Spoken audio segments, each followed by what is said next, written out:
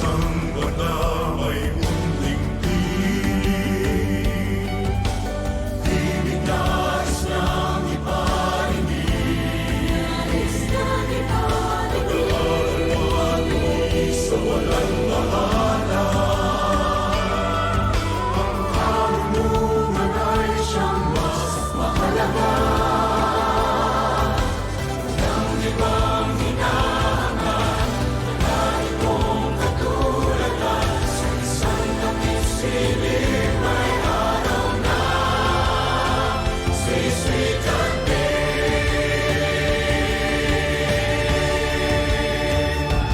Aking lilipain, aking papabilin, ang bagong pag-asa ay muling tatanawin. Ako't naman lahat ito'y ating makakamtan. Pustos ang pagsisikap, matutupad ang pangarap. Wala nang makakahadlang, kahit pulos ay humarang. Sipag at lakas ang ating hawak. Labis ng ating paglaban, patuloy na inaangat. Pangalan ko ay siyang matutupad, matutupad. Halina't makinig sa akin, tamang kabalaran ang kahihinatnan natin. Bubukal sa iyong isipan, tagumpay na tatahakin. Isang pangarap na lubos, landas na iyong pagtutunguhan. Pangat na inaasam, di mapipigil ni numan. Maaabot lahat, lahat ng iyong inaasam. Kasipagan ng sagot, salat ka man sa kayamanan. Buksan ang pahina ng mga aklat ng karunungan. Edukasyon ating kailangan, kamamangan ating iwanan. Peace! Aking lilipain, aking papabilin, Ating tanawin, bagong pag-asa ay muling tatanawin. kinabukasan pagbibayin. Pilitin mong gawin, Pustos ang pagsisikap, pag-asa ay yakapin. Edukasyon ang kayamanan ng kahit di naman. Isang pangarap matutupad, pagsisikapan ng lahat. pustos ang pagsisikap, Kaya mo yun, kaibigan. mabubuo isang pangarap.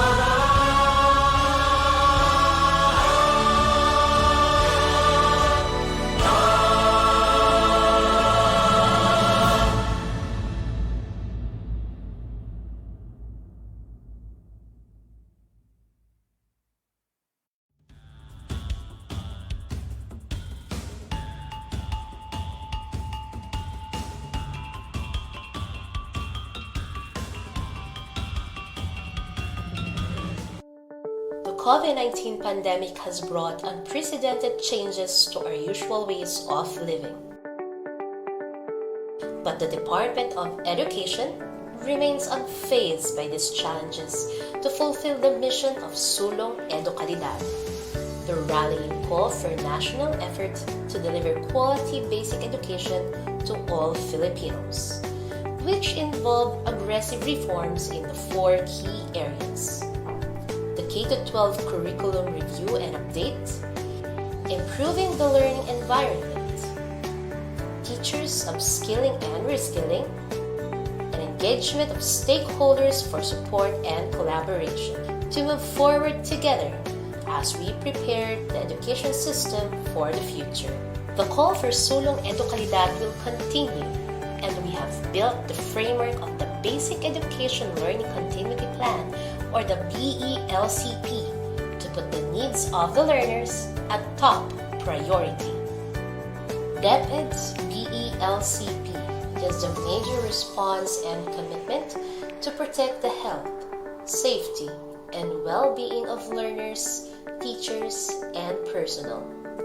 The plan aims to provide opportunities to continue education even in these trying times with a BELCP in place, supported by an unprecedented number of diverse stakeholders from the academe, media, industry groups, NGOs, business and private individuals, Sulong Edukalidad will be able to sustain the aims in its reform for quality basic education.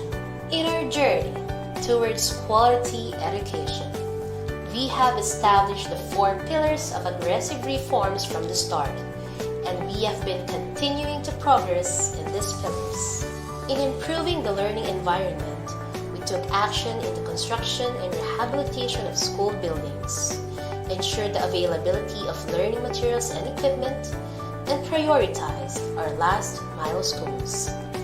The challenges of the pandemic also brought to light the urgent need to upgrade our ICT infrastructure to service the needs of education. In terms of the teachers' upskilling and reskilling, we were able to establish more innovative professional standards for teachers and school heads. We have aligned the professional development of teachers with their career progression to track their development as part of the National Educators Academy of the Philippines transformation. With the launch of the Education Futures program, where we will be focusing on innovative actions and solutions to improve the state of our education, we are now more than ready to start a new journey and continue our fight for quality education for all Filipino learners. Finally, we've given high importance to the engagement of stakeholders for support and collaboration. In support of this, we have convened the Philippine Forum for Accessible Quality Basic Education, or the Education Forum, which leverage other partnerships for education quality and strengthen partnership with the Philippine Normal University as the country's national center for teacher education.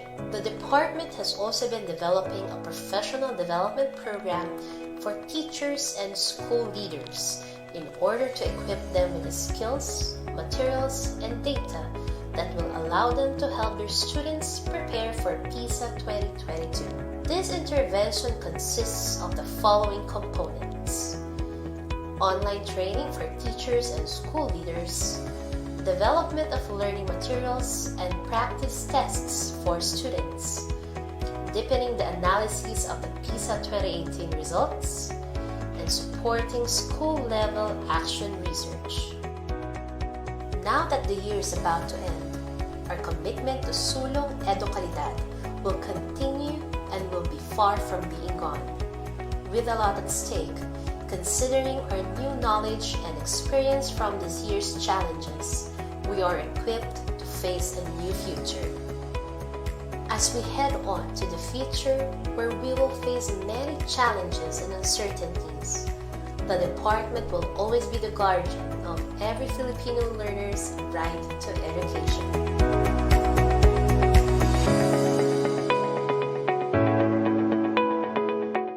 Sino ba ang hindi naapektuhan? Sino ba ang hindi nag-alala? Sino ba ang hindi nalito? Lahat tayo ay naapektuhan. Lahat tayo ay nag-aalala. Lahat tayo ay nalito. Dahil binago ng pandemyang dulot ng COVID-19 ang paraan ng pamumuhay ng lahat ng mga Pilipino saan mang sektor ka nabibilang. Tumigil ang panandalian ang ating mga nakagawian. Tumigil ang lahat ng uri ng transaksyon. Tumigil ang lahat ng operasyon ng mga paaralan. Nakalilito. Nakakakaba. Paano na ang kinabukasan ng mga kabataan? Paano na tayo sa hinaharap?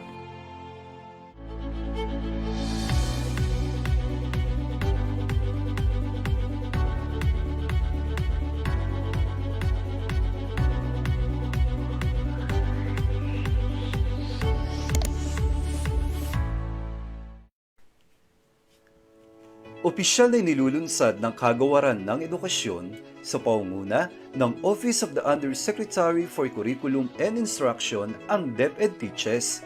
Ito ay isang online na programa na gagabay sa mga guro, tagapangasiwa, magulang at mag-aaral hinggil sa mga pagbabago sa batayang edukasyon ngayong new normal. Ang DepEd Teaches ay angkla sa sulong edukalidad na nakatuon sa apat na pangunahing pangangailangan ng mapunyaging reforma tungo sa makalidad na pagtuturo at pagkatuto. Una, pagre-review at pagsasapanahon ng kurikulum ng K-12. Ikalawa, pagpapaunlad ng kapaligiran pampagkatuto. Ikatlo, paglinang ng mga bagong kasanayan sa mga guro. At ang ikaapat, ang pakikipag-ugnay sa mga stakeholder para sa suporta at kolaborasyon. Sa pamamagitan ng virtual learning platform, ang DepEd Teaches ang magsisilbing bukas na komunidad ng pagsasanay na titipon sa mga guro, tagapamunong pang-edukasyon at sa sinumang may pagnanais sa pagtataguyod ng kalidad na edukasyon sa bansa at sa pagtagumpay ng bawat Pilipinong mag-aaral. Ang mga opisyal, education specialist, learning content expert at outstanding teacher ng DepEd ang magiging tagapanayam na magbabahagi ng kanilang kaalaman at kasanayan sa kurikulum, pagtuturo at pagkatuto, pagtataya at lahat ng kaugnay na mahalaga sa proseso ng pagtuturo at pagkatuto sa new normal. Bilang mga frontliner ng classroom, inaasahang magiging aktibo ang mga guro sa programang ito. Ang mga tema at paksa ay angkop sa kanilang pangangailangan at konteksto sa pamamagitan ng accessible na platform, ang social media. Sumali na sa OUCI family sa DepEd Teaches, kung sama-sama mapahuhusay pa ang mga guro, kung sama-sama higit na malilinang natin ang mga mag-aaral.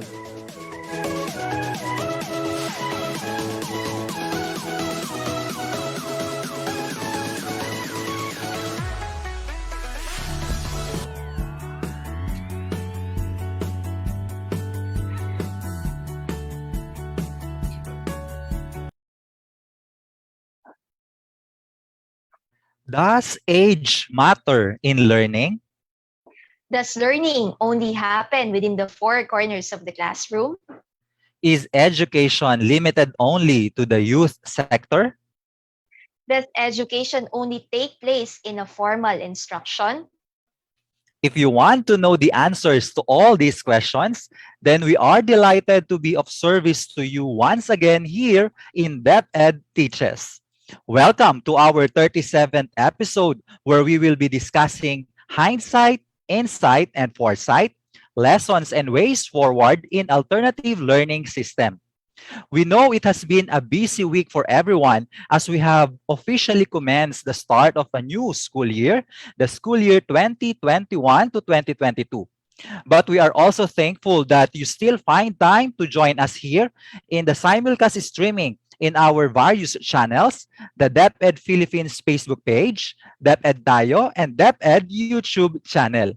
We hope all the learnings that we have had for the past 36 episodes here in DepEd Teaches will come into fruition as we reflect, apply, and create an optimal learning experience to our learners. Good afternoon to you, Ma'am Ana. How are you so far? And what do we look forward for learning today?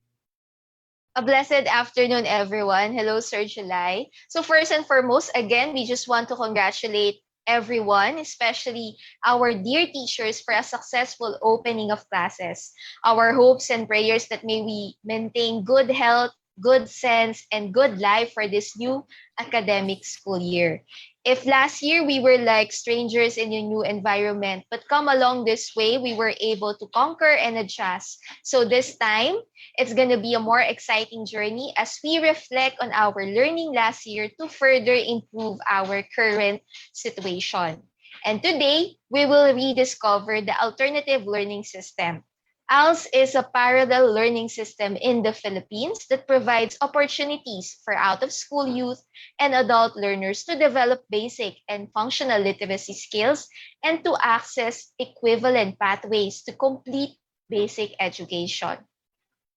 And to add to that, Ma'am Ana, despite the predicaments that we have last year, ALS, just like the other offices, was not faced by this sudden shift of distance learning modalities.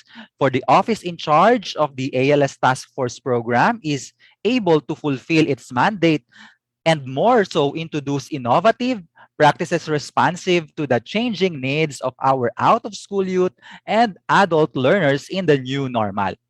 The ALS program uses a contextualized non-formal curriculum, which is substantially aligned to the or with the K to 12 curriculum basic education program of the formal school system. Take note, it is aligned but not identical. So nevertheless, the quality of teaching and learning experience is at par with our current formal instruction.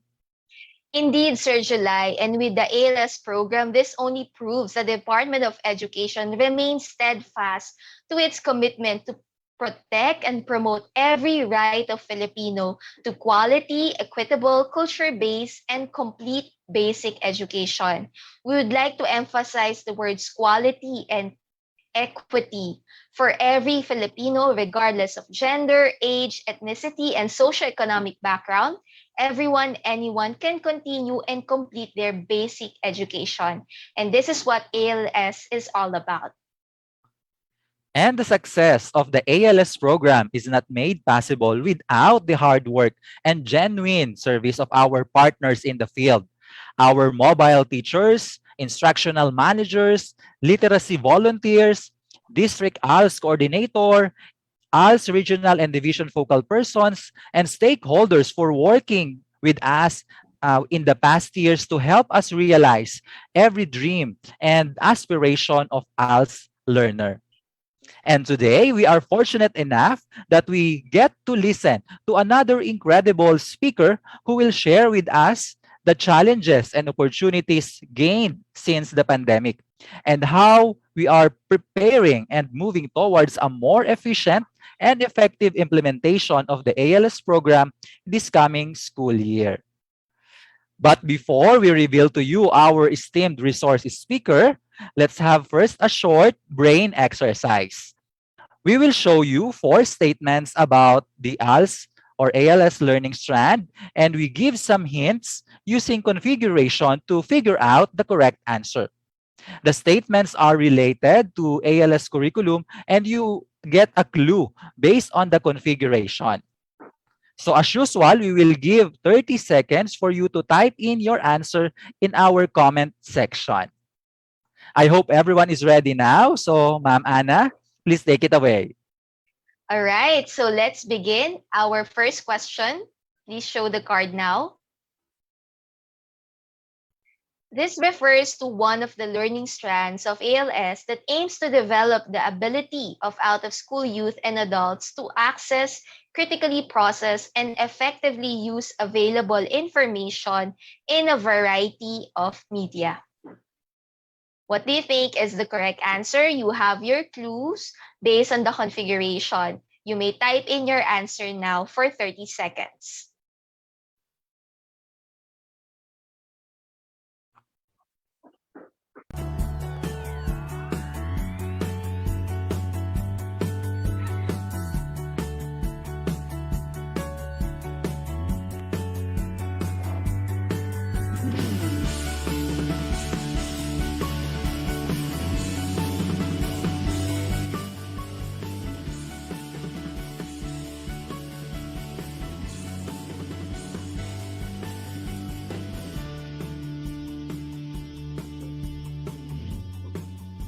Okay then, so let's find out what's the correct answer. What do you think is this learning strand?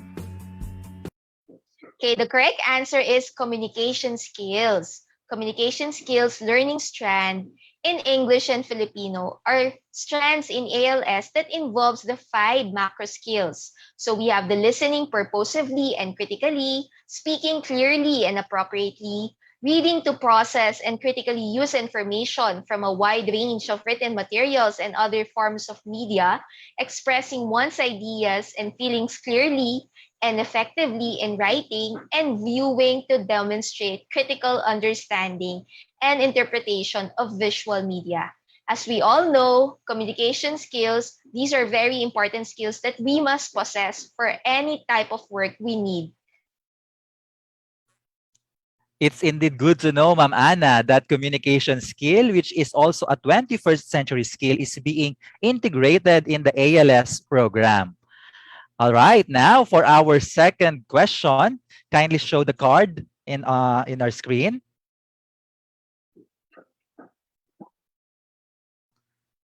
So the ultimate goal of this learning strand is to enable the learners to apply critical thinking skills and problem solving in daily life situations in order to improve their lives as well as the quality of life of the people, the community, and the country as a whole. So once again, this ALS learning strand aimed at learners could apply critical thinking and problem solving skills in daily life and real life situations. So you have your clue there in the configuration. So please key in now your answer for 30 seconds.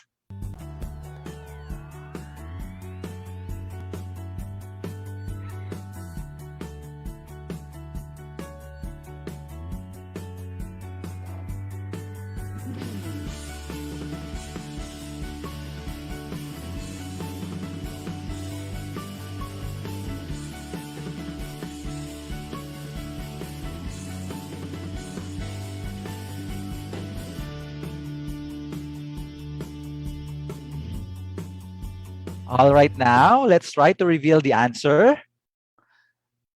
So the ALS learning strand that we are referring here is the scientific literacy and critical thinking skills. In the ALS strand, in the curriculum, one example in the basic level is the process skills of identifying, followed by the process skill of classifying in the secondary level. So learners are expected to master not only the basic scientific thinking and process skills of identification and classification, but also the process of differentiation, which is a higher order level thinking skills in science. And that will help them apply scientific thinking in daily life. That's wonderful, Sir July. This learning strand is just timely and relevant, especially now that we are in the fourth industrial revolution.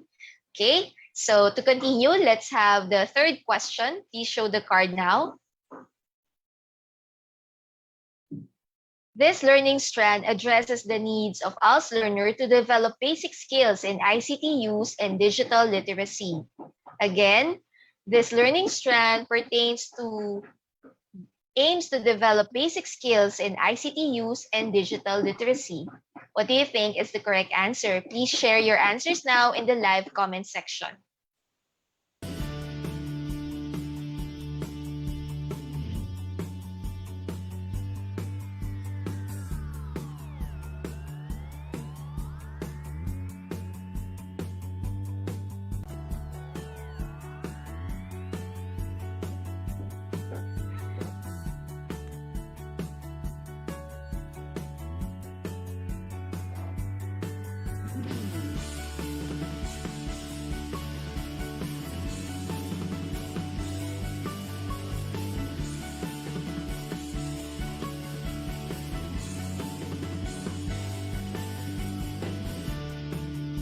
Okay, so let's find out what's the correct answer. Right, so the answer is digital citizenship. Okay, so the digital citizenship learning strand. To adapt to these changes, Filipinos need to develop a wide range of ICT-related skills to be effective citizens in an increasingly digital world.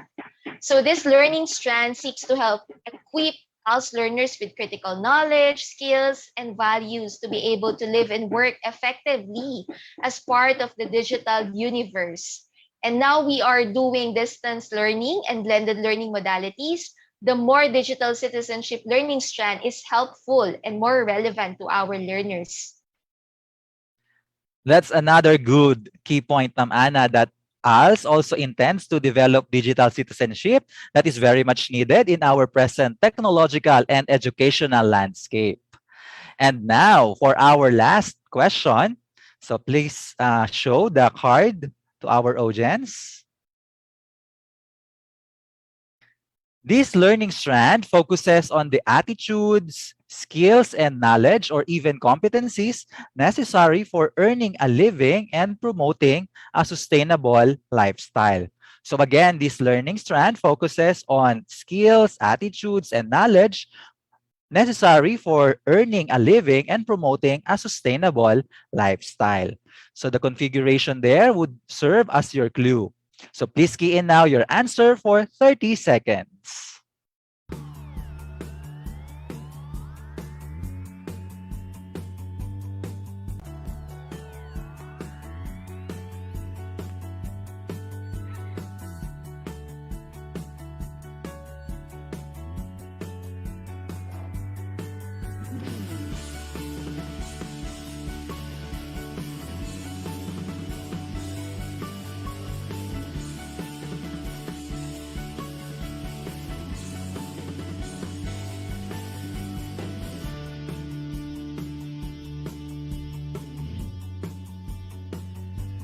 All right, let's try to reveal now the correct answer.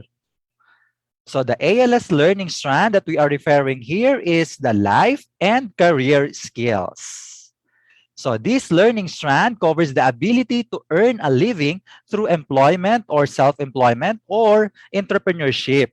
Sustainable consumption, including the reduction of wasteful expenditure and wise consumption and utilization of resources, conserving resources for future generation, and productivity and using related skills, knowledge and values, and even technology to maximize one's efficiency and performance as a productive citizen. Okay, so just a recap, we have showed you the different strands in the ALS K-12 basic education curriculum, namely the communication skills, scientific literacy and critical thinking skills, digital citizenship, and life and career skills. The other two strands which were not included in the game are the mathematical and problem-solving skills and understanding the self and society. Overall, notice that the ALS program offers a holistic development of our out-of-school youth and adult learners. This takes into account the prior learning of our learners and reflect the indicators of functional literacy into 6 interrelated learning strands. And to learn more about the strategic actions and plans of the ALS program for this year, at this point, we are honored to present to you our resource speaker today. Director Marilette R Almayda is the Director 3 and head of the Alternative Learning System Task Force of the Department of Education. She also served as the Officer in Charge, Office of the Director 4 of the Bureau of Learning Delivery, Department of Education Central Office, from July 2016 to September 2018, and as the concurrent OIC Executive Director 2 of the Teacher Education Council from 2014 to 2016. Her extensive experience as a teacher, school principal, supervisor, and superintendent before becoming a director in her 28-year stay in the department earned her way up to the ladder as she now occupies top position in this organization. She holds the degree of Bachelor of Elementary Education, major in Counselor Education, Master of Arts in Education, major in Counselor Education, and Doctor of Philosophy, major in Educational Foundation and Management. She recently finished her diploma in Development Management under the Development Academy of the Philippines Public Management Development Program, Senior Executive Class Shuttle Course Batch 1, last January 2019 up to June 2020. Active in the field of education, she has spearheaded various programs and projects and has been involved as a lead consultant, curriculum writer, trainer, and resource person in trainings and workshops conducted by DepEd and other attached agencies.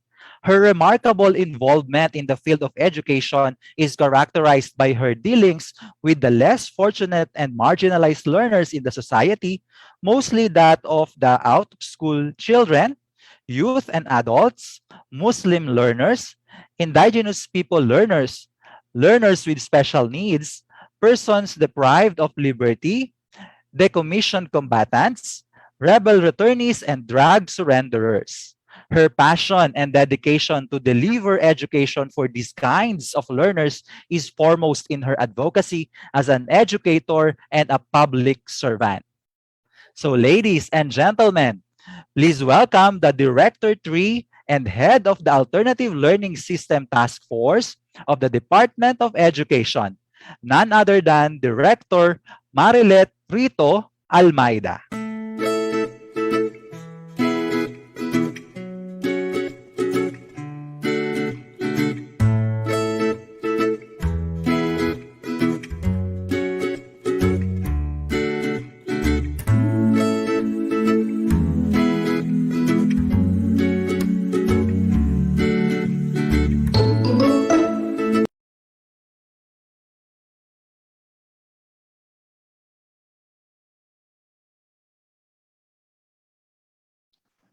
Good afternoon, and thank you, July and Anna. Thank you so much for actually putting premium also to alternative learning system to be part of this very laudable undertaking. And I believe this is a very convenient time and opportunity for the alternative learning system to be featured now that we have started, as Anna mentioned earlier, that we have started the first week of classes for school year 2021 and 2022. And of course, we're very happy that together with the formal schools, alternative learning system or the non-formal education is also at the forefront in making sure that our out-of-school youth, children, and adults are also given the second chance education program that they so deserve. So this afternoon, I'll be discussing hindsight, insight, and foresight, and lessons and ways forward in ALS. And I'm just very happy and inspired to share with you the journey of ALS 2.0.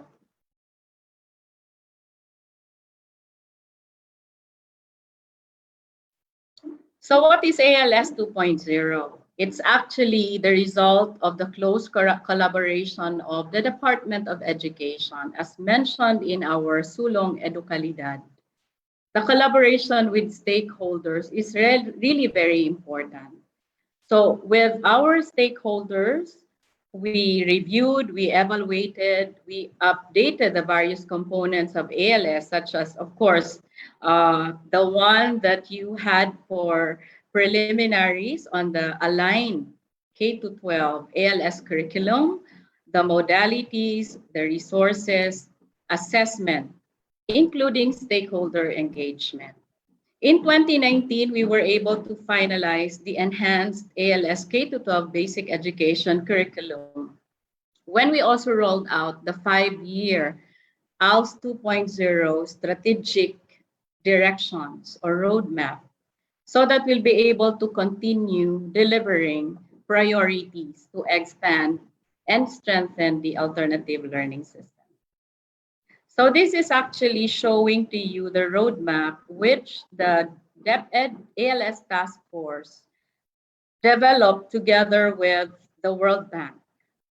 From 2019 up to 2023, you can see there the milestones of what we really hope to deliver to make sure that we capture and give accessible and relevant education to our clients. And these are our out-of-school youth, children, and adults. So in 2019 and in 2020, we were able to hire more teachers, capacitate our teachers with better training, investing in the CLCs and equipment for use of our ALS learners in the CLCs, more learning materials, and better service contracting. The next 2 years, 2021 and 2022, we're hoping to be able to learn the best lessons or the best practices as we piloted some innovations in previous years, like that of the senior high school for ALS and school-based management in ALS. We also hope to be able to improve our data and M&E and come up with better mapping and literacy mapping, better procurement, the career path and governance for our ALS in the different levels in the Department of Education. In 2023 and onwards, we hope to be able to institutionalize finally team teaching that would involve definitely the collaboration from our formal school system, micro-certification, making use of the guidance services, and so on, so that we become holistic as well as we embrace more out-of-school youth, children, and adults from the field.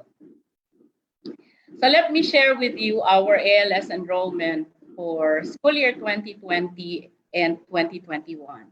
July earlier mentioned that, of course, everybody felt the threat of this invisible enemy that has overwhelmed all of us, not only in the Philippines, but all over the country. And we cannot deny the fact that education is one of the sectors gravely affected by this pandemic. So from out of 700,000 enrollees that we've had in 2019-2020, we recorded as of today a total of 671. Actually, today it's already 672,900 plus total enrollment, which were recorded to be enrolled in the basic literacy program, the accreditation and equivalency program in the elementary and secondary levels, including that of the ALS Senior High School that we piloted in the Bicol region. For today, we're talking about the challenges we face. Recently, we were able to record as of 12 noon today, September 16, 2021, a total of 200,826 ALS learners enrolled for the current school year. And that's a far cry from the 671,000 that we've recorded last year, right? But you see, in ALS, we say every day is enrollment day. And the following you will see in your slide is the challenge that we actually face, the reason for some low enrollment turnout as of today. We're hoping that enrollment will increase as days go on because of the complex situation that we have in ALS. Number one, we were unable to conduct literacy mapping and advocacy campaign in April and in May, considering the pandemic situation. Second, there are potential ALS learners who prioritize livelihood and employment over education. That's, I think, self-explanatory, as that's for practical reasons and reasons for survival. The third is that there's also this uncertainty in the administration of the ANE test during the pandemic. As you see, the ANE test is the system-wide assessment being used in the alternative learning system to make sure that we certify and give the equivalency for our learners in alternative learning system to be given to our grade 6 graduates and the grade 10 completers. With that uncertainty, that also posed a challenge to our ALS learners, whether they would want to pursue enrolling in ALS or holding back to wait until ANE test is administered. And number 4 is the difficulty in the delivery of the basic literacy program. This BLP is actually the equivalent of the K-3 stage in the formal. But the only consolation for this BLP is that we have multi-level, multi-age learners being accepted in the basic literacy program. And so the difficulty for most of our mobile teachers to deliver this in a modular or an online setup is really posing a great challenge because, well, you see, most of our ALS learners, when we conducted the survey, would prefer having face-to-face intervention for learning. So those are the 4 very great challenge that we were able to list down during the pandemic time. So who are our ALS learners? Earlier, when July actually gave out or mentioned my advocacy, most of the learners mentioned are listed here. We have learners in the highlands, hinterlands, uplands, even in the lowlands and the islands. So most of them are geographically disadvantaged. We have drug surrenderers, and those children in conflict with law.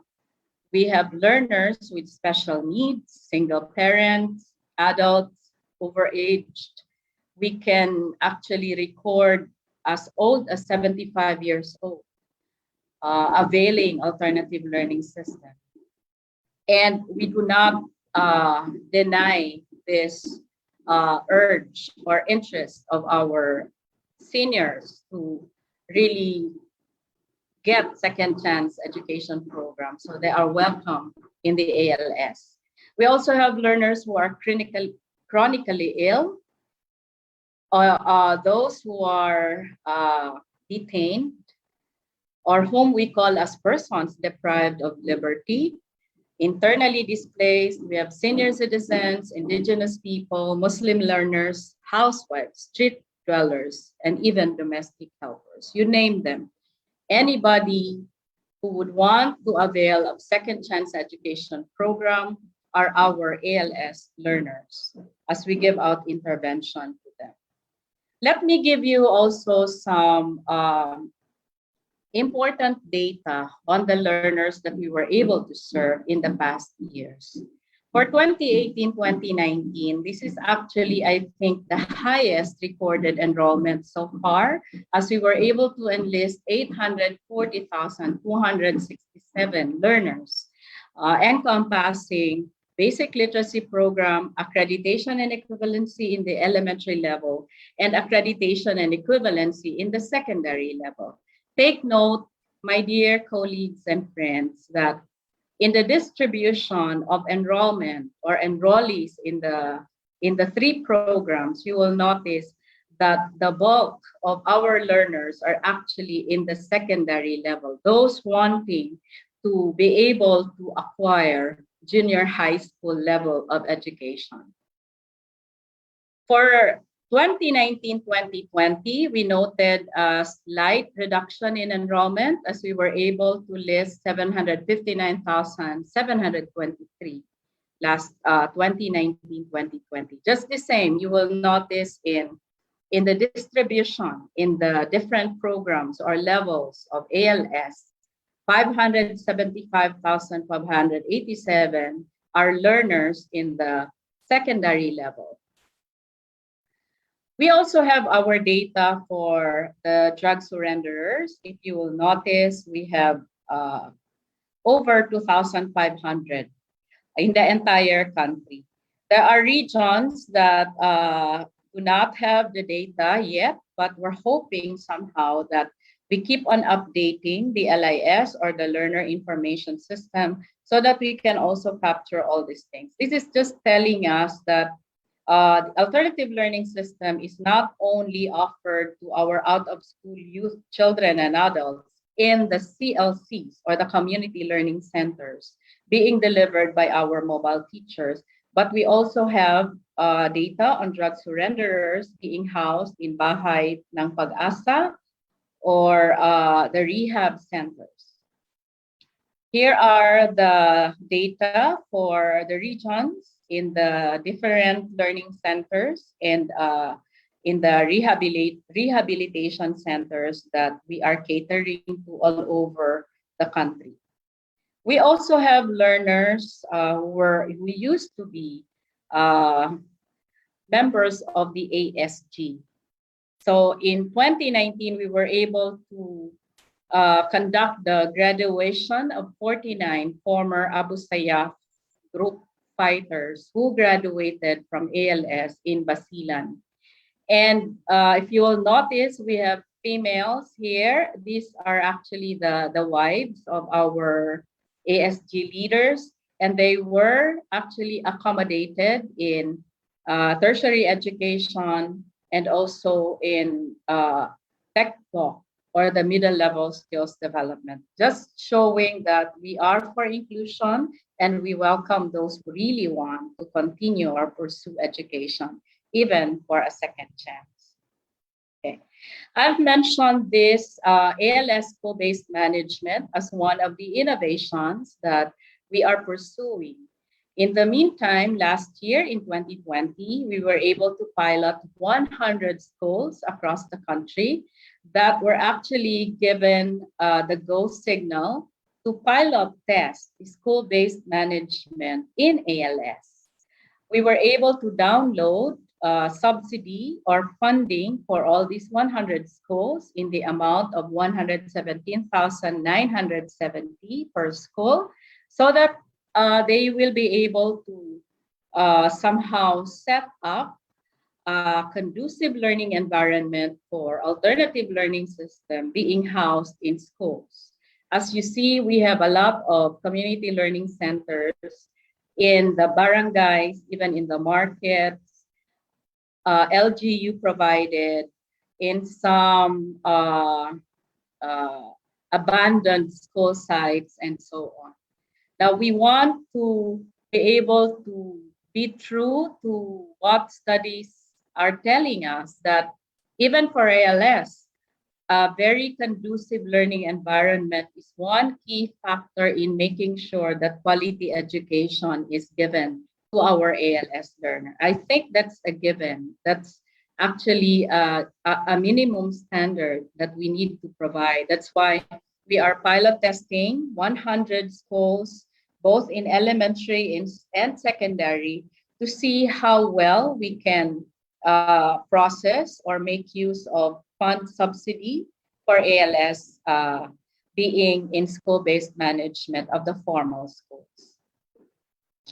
The next slide will tell us about the milestone for alternative learning system. We consider this a very successful innovation, considering that in 2016, when the administration of our very good Secretary Leonor Magtolis Briones came in 2016, that was the time that we graduated the first batch of formal senior high school. And now, nearing the end or the term of Ma'am Liling's administration, and with ASEC GH at the helm, we were able to pilot 4 schools division offices in Region 5, namely Ligao, Tabaco Nursery in Masbate City, and FAEMS in Masbate Province, that were able to produce a total of 62 graduates for 2020-2021. This is very historic, if I may share with you, because these 62 graduates are actually our first batch of ALS senior high school graduates.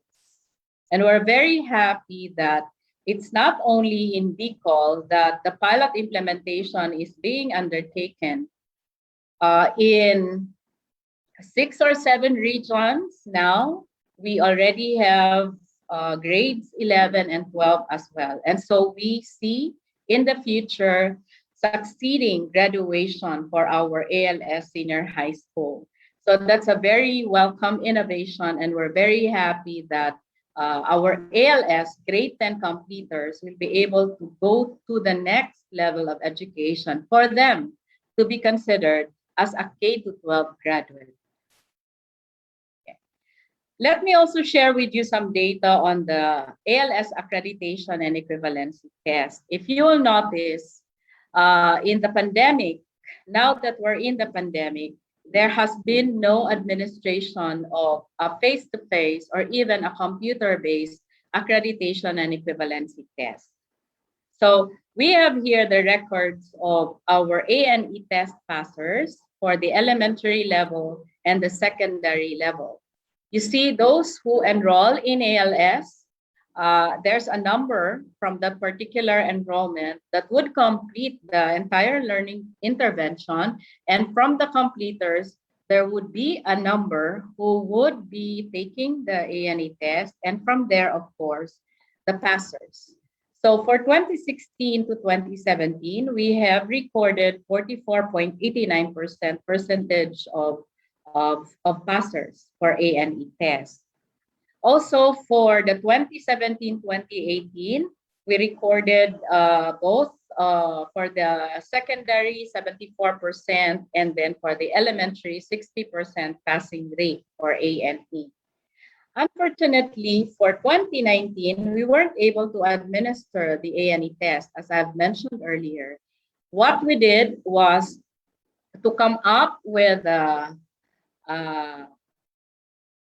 mechanism to make sure that assessment and equivalency be given to our 2019-2020 completers of the ALS program. So we did a portfolio assessment. It's a presentation portfolio assessment, which was done earlier this year in 2021. And if you will notice in the screen for elementary, we recorded 70.18% of passers in the elementary level and 83.10% for the secondary level. In 2018 as well, we were able to hire additional 2,000 mobile teachers. And these items were actually deployed in the 17 regions of the country, including BARM. Now we're hoping that in the next years to come, particularly this school year and the next school year, we'll be able to request from DBM additional teacher items, particularly those with specialization, because we want the new teachers to be experts and specialists, especially in the field of English, science, and math, who will be handling this time our junior high school and our senior high school program. We all know that majority of our ALS teachers are generalists. That means that they are graduates of Bachelor of Science in Elementary Education or Bachelor of Elementary Education with varying majors or concentration.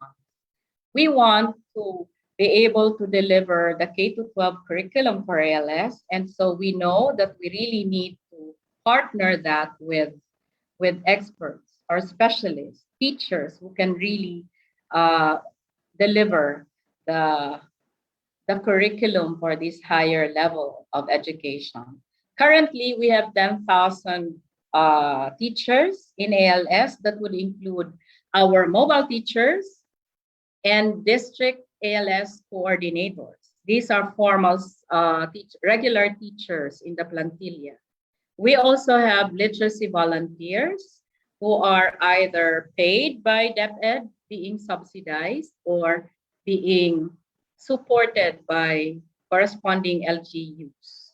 So these are literacy volunteers, and we also have private partners that actually hire their own teachers to deliver alternative learning systems.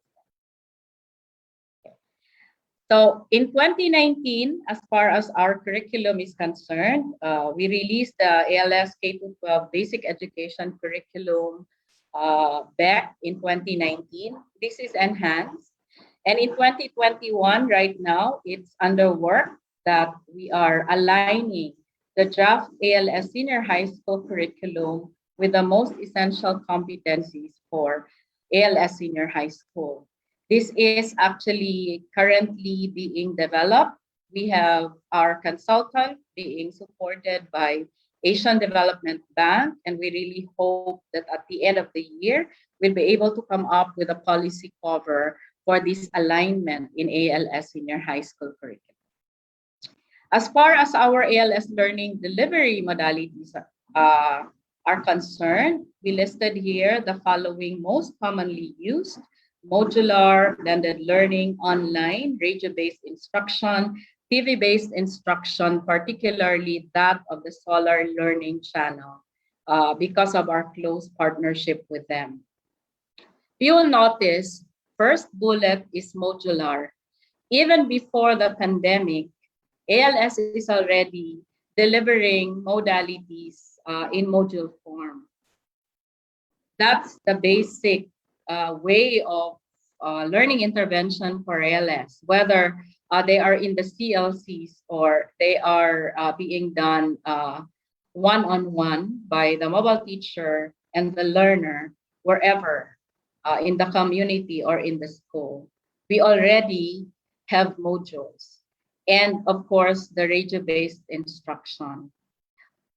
In the research that we've conducted or the survey that we handed out, we noted over 60 to 80% of our learners more inclined to modular learning. Well, there are those who make use of the online learning, but most of our learners would prefer the modules and the radio-based instruction. Okay. We have also noted the following learning resources. As you can see in our pie graph, we requested this PowerPoint slide from the Office of the Planning Service because this actually captures not only for ALS, but for the formal school system as well. You will notice we have this data that would show to us that during this time of pandemic, while we have to resort to internet connection, there are challenges being faced by our teachers and learners as well, as far as these things are concerned. So here we've listed the devices that our learners are using, which would include, of course, our learners in the alternative learning system. So for the learning resources, this is actually what we have listed. We have the ICT for ALS and the DepEd Commons. We're happy that UNICEF Philippines, when the pandemic happened in March 2020, they were very quick to really help us set up the ICT for ALS. We have the ongoing development of ALS learning materials for junior high school learners. This is in partnership with UNESCO Jakarta and POICA. We're developing junior high school modules in selected learning strands. And we were able to enlist 50 titles for this particular project with APC, Asia Pacific College, and UNESCO Jakarta. We conducted inventory of learning resources by format, either printed, RBI, and TV episodes. We are in close coordination, of course, with the Bureau of Learning Resources. Also, in our 5-year partnership with USAID and the Education Development Council, titled Opportunity 2.0, we have developed the self-directed or self-paced life skills modules. Because the pandemic happened and it's difficult for an in-person interaction with the learner and the teacher, USAID really wanted to develop this particular self-directed module so that even at home and on his own, the learner will be able to accomplish the module. So these were actually distributed to the 12 sites of Opportunity 2.0 last year and is being used, especially now in the opening of classes.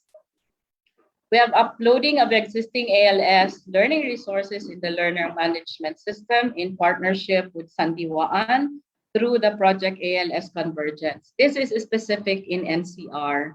We're very happy that Sandiwaan is actually piloting that in some divisions in NCR, and we're hoping that this can be expanded as well through partnership with the ALS EST program and the Development Academy of the Philippines. Here you will see our collaboration with Solar Learning. We're happy to inform you that ALS has a dedicated channel in the Solar Learning TV channel. This can be viewed by the learner any time of the day. As you see, our learners are not the regular students we have in the formal. Most of our learners are working. They are outside the homes. They are attending the children, they're taking care of children, doing household chores and so on, working mostly. So solar learning made it possible that at the end of, at the end of work, then the learner can be able to go back and watch and see the episodes in the solar learning TV channel. Okay. Let me mention our learning assessment. I've been repeating earlier about the A&E test, but apart from the system-wide accreditation and equivalency test, we have developed in 2019 the new functional literacy test.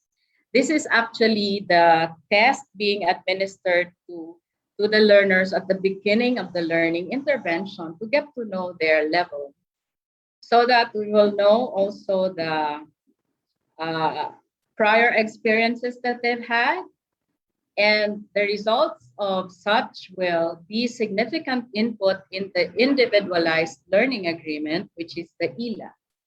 And this agreement will be between the learner and the teacher, and the competencies that the learner needs to master will be listed in that agreement. So the ILA cannot be finalized without results of functional literacy tests. Okay. In my rounds since Monday, I've been visiting community learning centers here in my area, and I'm happy to note that there are learners going to CLCs taking the functional literacy test. We took note that these particular CLCs are following the prescribed minimum health protocols for the limited face-to-face. These are actually adults already. We do not allow children or below 16 years old to be out of the household. So we make sure that these protocols are followed. We also revised and finalized the assessment for basic literacy, or the ABL. As you see, for the basic literacy program, there are still 3 levels there. We have the non-literate, the neo-literate, and the literates. In order for the teacher to know the level, this ABL must be administered as well. We revised the ALS assessment form, particularly forms 1 to 4 of alternative learning system. These will form part of their portfolio. And of course, A&E test, the accreditation and equivalency test, which was not administered in the last 2 years. What we did was to come up with a presentation portfolio assessment, which is being done right now, so that we can give out equivalency for our learners, and then those who will pass will continue on to the next level of intervention. I am sharing with you our collaboration with the Office of the Undersecretary for Curriculum and Instruction, because they actually supported us under the leadership of Undersecretary Justado M. San Antonio and the rest of the directors of the CI strand, when we presented to them our proposal that because there is no A&E test being conducted, we hope that the presentation portfolio assessment be used instead. We know that this will not substitute for a systems-wide assessment, but however, during this time of pandemic, we really need to provide opportunities for our learners so that their learning will not stop. And so on February 24, 2021, the joint memo was issued, and this program, portfolio validation, was intended for our completers for school year 2019-2020 and previous years. And true enough, the completers for this particular school year were actually enrolled in the last school year, which is 2020-2021. Now, the challenge for us within the year was that there's still no A&E test that was conducted.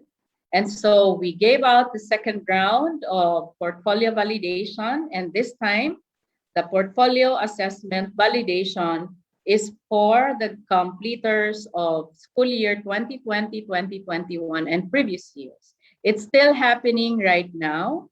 It's still ongoing, and we're hoping that at the end of the month, in September 30, we will be having the master list of those who passed, those who graduated, and so these learners will form part of school year 2021 and 2020.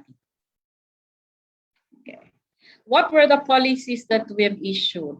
We're happy to inform the group that while it's true that during the rationalized structure, the Bureau of Alternative Learning System was dissolved. And so in order for a focal office to operate, to handle alternative learning system, the good secretary signed DepEd Order number 3 series of 2019, which is entitled The Creation of ALS Task Force and Designation of Members thereof.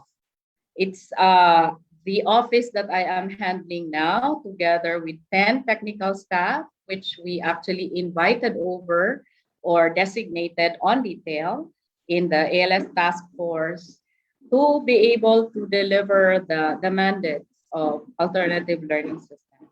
So that was in 2019. We also issued the following policies. On your screen, you will notice a number of DepEd orders and memorandum that we were able to release in 2019. So in 2020, we were able to issue these guidelines as well. You will notice as well, these are all in coordination with our partners and other functional units in the curriculum and instruction strand and the entire central office, because we know that the collaboration and coordination we need to undertake for alternative learning system to really be efficient and effective in delivering its mandates. Okay, what needs to be done? What are our ways forward as far as policy is concerned? Well, while we wanted as well to be able to address the needs of the times, we're very happy that our roadmap, the 5-year roadmap, which I have shown to you earlier, developed in coordination with World Bank, actually captured already all these things. And what we just needed to do was to strengthen and expand some of them. We are in the process of recognizing our non-DepEd finance partner implementers. We already drafted the memo. However, with the issuance of the ALS law, we have to align the previously drafted policy on the recognition of partners with what the law mandates. We also started the feasibility study, and it's about to finish on micro certification. This is actually a collaboration with University of Melbourne and UNICEF, together with ACT-RC and University of the Philippines. What we hope in micro certification is that we'll be able to issue small certificates, micro certificates for our learners that would recognize the competencies that they were able to master, not necessarily going through an accreditation and equivalency test or a system-wide test. So we're doing the feasibility study for this. Implementation of ALS programs in the new normal, of course, is very imperative that as we transition to, or as we now are in the new normal for the field of education, we need to also update and validate the policy that we've released as far as the BELCP implementation is concerned. CAP-B programs, another pillar in the Sulong Edukalidad, that would also help us in making sure that our teachers, our implementers, and ALS officials are given the right psychosocial support, training on mental health and wellness, as well as that for ALS learners. Okay. Let me share with you some of the CAP-B that we've conducted in 2019. I'm just very happy to share with you that in order for ALS Task Force to gain the support and cooperation from the field, because the field is actually the forefront of implementation, we were able to orient the 17 regional directors in Tacloban, Leyte. You will see in the slides the picture. And they had a grand time being immersed in the literacy mapping. We wanted our officials to have the feel of being the ones to conduct literacy mapping and experience looking for learners. The difference with the formal is that while in the formal school, you already have your learners with you. You know your learners already. You know the list. You know who they are. You know the level. You know the age. For ALS, we will have to look for them first before we enlist them. And not only look for them, but encourage them to return to school. Encourage them not only to return, but to finish the intervention. So there alone would pose a challenge for the mapping. So we're very happy that our officials, not only the regional directors, but also the assistant regional directors, we also oriented and gave the same experience to our CLMD chiefs, all the schools division superintendents, including the assistant schools division superintendents, CID chiefs, and half of the PSPSS in 2019. While it's still in the pipeline that the other officials would be involved in the orientation for ALS 2.0, when the pandemic happened, we resorted to online training or orientation for this thing. Okay, so again in 2019, because the face-to-face training was still allowed, we were able to download funding for the regional mass training in all the regions, and so we noted 6,487 total for ALS teachers trained. We weren't able to finish, of course, because of the pandemic that happened in 2020, but we're doing the online training. Okay, that's a number of our teachers trained under the ALS 2.0 with the enhanced curriculum and the updated forms and assessment tools. Okay. Again, these are for the learning facilitators and other private partners with literacy volunteers involved in the training. Now, when the pandemic happened, we're happy that our partners and our stakeholders actually supported us all throughout. While ALS was used to modular instruction, we were groping in the dark for online training. As you see these things, while we hope our learners to be capacitated with, or our teachers as well, admittedly, even us in the central office in the ALS task force, we were really struggling. So we're happy that UNICEF Philippines, together with Habi Education Lab, Simeo Inotech, and the EDC USAID Opportunity 2.0 helped us sometime in April and May, so that we were able to develop and deliver the blended teacher training program for our ALS teachers. UNICEF, of course, assisted us in the MT40, and that's the mobile technology for teachers and e-citizenship. Currently, we're doing the national training on Be Your Own Boss and the work-based learning with USAID. LAC sessions were further enhanced under the tutelage of Simeo Inotech. And of course, we had the national training of life skills self-directed modules under USAID and EDC. And you can still name a number of online trainings and orientations that we've conducted for our focal persons and teachers in the field. Okay.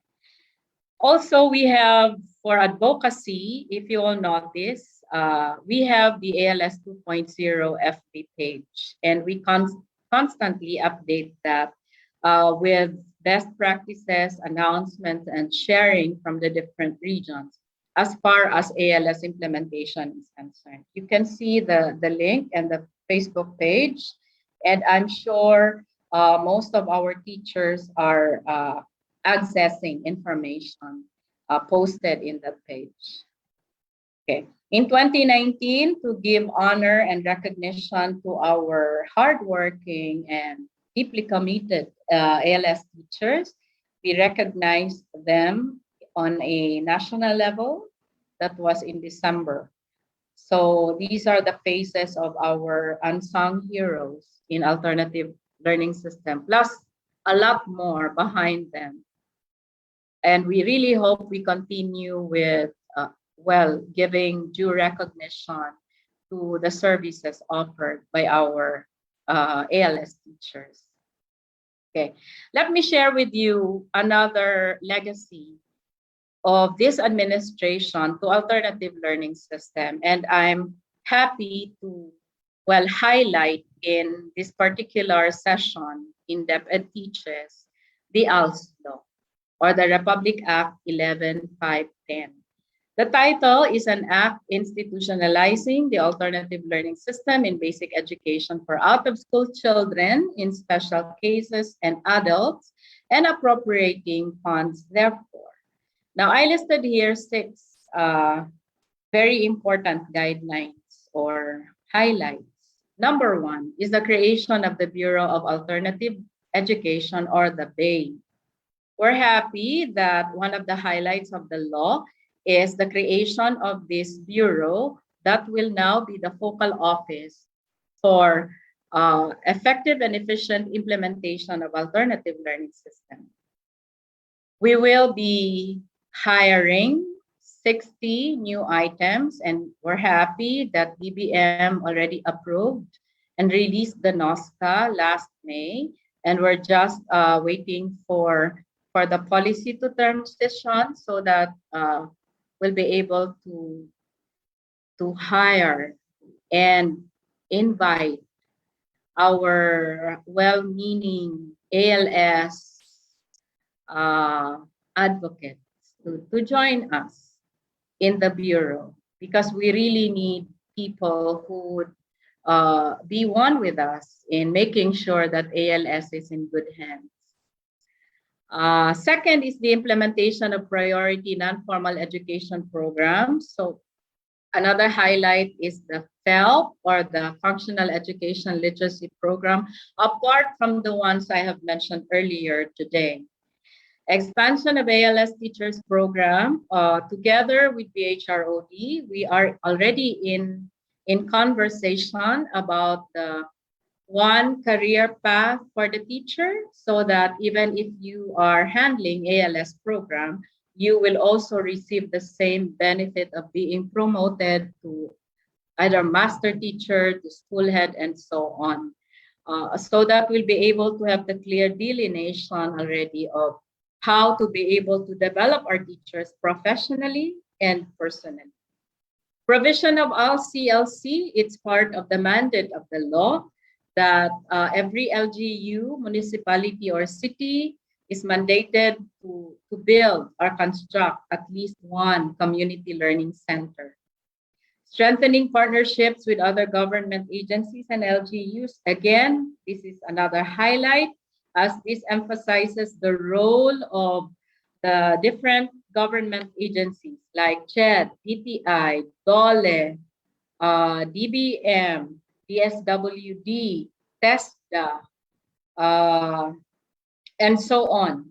We're happy that together with the law is also a strong basis for us to collaborate with them, knowing that at the end of the learning intervention that we give to our ALS learner when they go out of our institutions, these agencies all over, these agencies in the community will be the ones to capture our ALS learners, for them to have a better life ahead of them. And the last is the Special Education Fund authorization. We're very happy that again in the law, it's specifically mentioned the role of the local school board together with the Special Education Fund being authorized to be used as well in the implementation of the ALS program in the different cities and municipalities. So my last slide would tell us that second chance education does not have to be second class. I'm happy with the opportunity being afforded to the ALS task force to share to a wider group of people the true value of giving second chance opportunity to our less fortunate. We know that out there in the field, there are so many individuals, so many youth and adults who really would have wanted to go back to school, but for some reasons, one or another, find it difficult. And so for alternative learning system, we go out of our way to reach out to them because that's basically our duty and our mandate. So once again, I thank everyone for this opportunity, and we really hope that as we keep our fingers crossed, we'll continue our collaboration to be able to provide a brighter future for all our youth and adults out there. Thank you, and good afternoon to all. Mabuhay ang alternative learning system.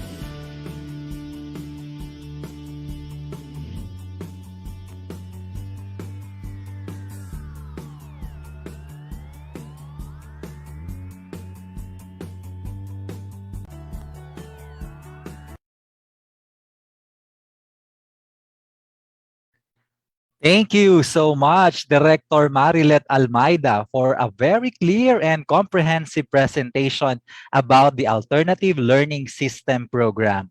We have learned the milestones and the innovations in the program, and we have seen how many Filipinos have benefited from this program, and we have seen that it doesn't mean that second chance learning means second time around, the quality of education is diminished.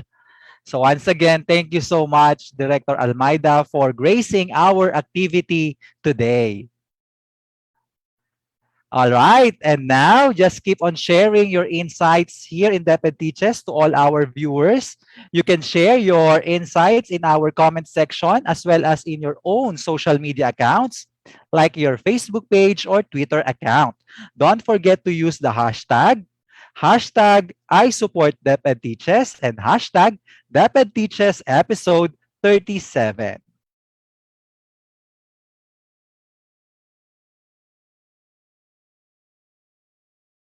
Once again, thank you so much, Director Marilette Almayda, and to all our loyal viewers who consistently watch and support every episode here in DepEd Teaches.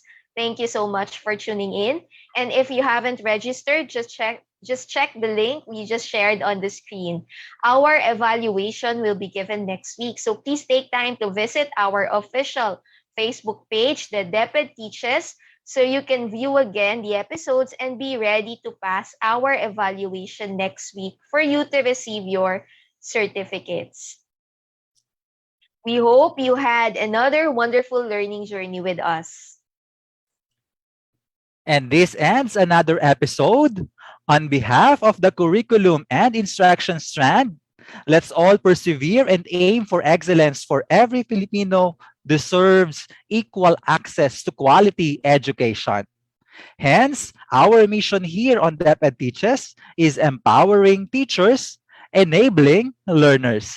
A blessed and safe afternoon, everyone.